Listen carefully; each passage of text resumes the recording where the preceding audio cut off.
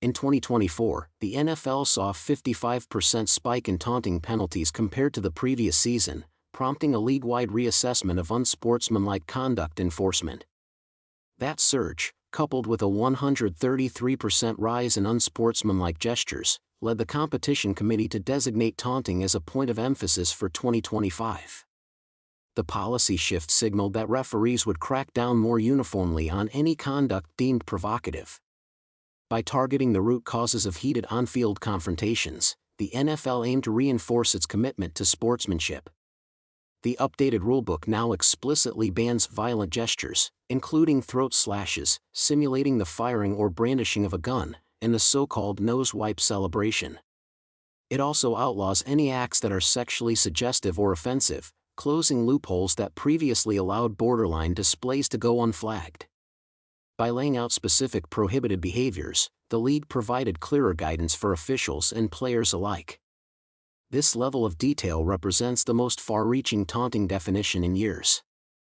NFL Executive Vice President Jeff Miller and officiating analyst Walt Anderson stressed that the crackdown isn't intended to suppress creativity but to channel celebrations into respectful expressions.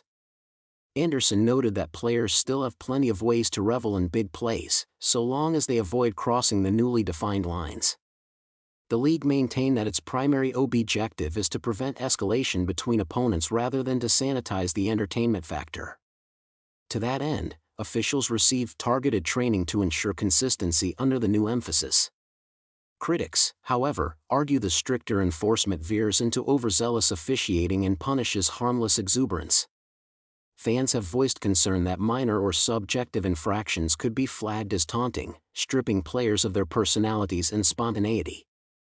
Opponents worry these ticky-tack calls will frustrate viewers, disrupt game flow, and undermine the emotional theater that makes football compelling.